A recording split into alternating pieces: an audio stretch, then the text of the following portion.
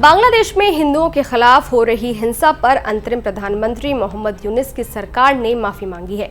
बांग्लादेश की अंतरिम सरकार में गृह मामलों के सलाहकार ब्रिगेडियर जनरल सेवानिवृत्त एम सखावत हुसैन ने अल्पसंख्यक हिंदू समुदाय को सुरक्षा प्रदान करने में विफल रहने के लिए माफी मांगी है। उन्होंने कहा, हमने निर्देश दिया है कि हमारे अल्पसंख्यक भाइयों की सुरक्षा करना बहुसंख्यक समुदाय का परम कर्तव्य है। अगर वे ऐसा नहीं करते हैं और इसके बजाय मस्जिद में नमाज पढ़ने में व्यस्त रहते हैं तो उन्हें जवाब देना होगा कि वे सुरक्षा प्रदान करने में विफल क्यों हैं।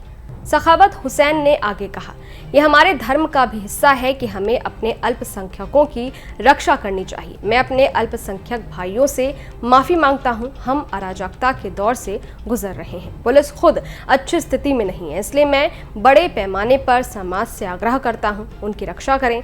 वे हमारे भाई हैं और हम सभी एक साथ बड़े हुए हैं। एम सखावत हुसैन के माफी मांगने के बाद अंतरिम प्रधानमंत्री मोहम्मद यूनुस ने मंगलवार को हिंसा से पीड़ित समुदाय के लोगों से मिलने की बात कही।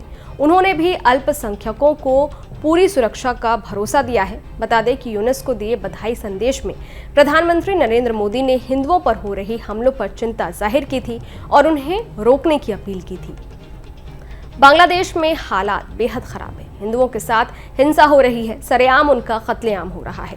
बांग्लादेश में हिंदुओं को खदेड़ा जा रहा है, उनके घर दुकानों को लूटा जा रहा है, मंदिरों पर हमले किए जा रहे हैं। आलम यह है कि बांग्लादेश में रह रहे हिंदू अपनी जान बचाने के लिए वहां से भाग रहे हैं और भारत आ रहे हैं।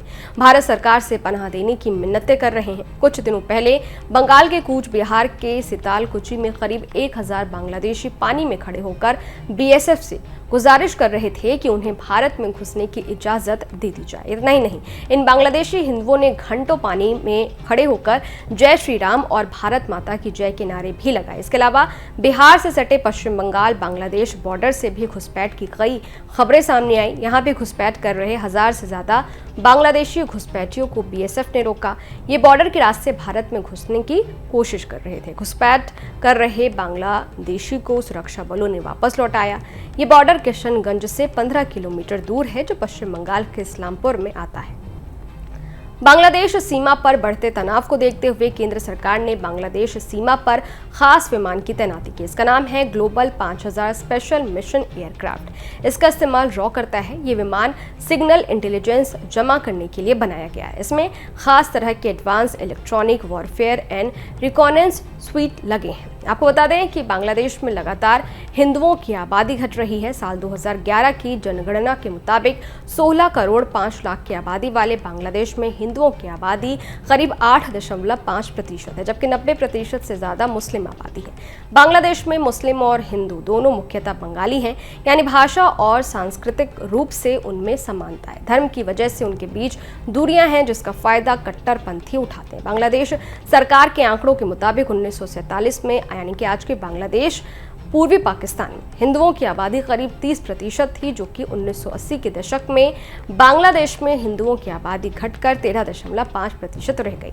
बांग्लादेश सरकार के 2011 के जनगणना के आंकड़ों की माने तो 1980 के बाद के 4 दशक में बांग्लादेश में हिंदुओं की आबादी 13.5% से घटकर 8.5% रह गई। यानी एक दशक में हिंदुओं की संख्या में कम से कम 10 लाख की कमी आई है। एक रिपोर्ट की माने तो ढाका यूनिवर्सिटी के अर्थशास्त्री और प्रोफेसर अब्दुल बरकत ने अपनी स्टडी में पाया है कि पिछले कुछ साल में सुरक्षा और आर्थिक वजहों से हर दिन करीब 750 हिंदू बांग्लादेश से पलायन कर रहे हैं। इनमें से ज्यादातर हिंदू भारत आने की कोशिश करते हैं। खैर, ये वीडियो आपको कैसा लगा? इस वीडियो पर आपकी क्या राय है? कमेंट बॉक्स में जरूर बताइएगा। देश और दुनिया की तमाम खबरों के लिए देखते रहिए न्यूज नेशन डिजिटल, मेरे यानी अदिति शाह के साथ। शुक्रिया।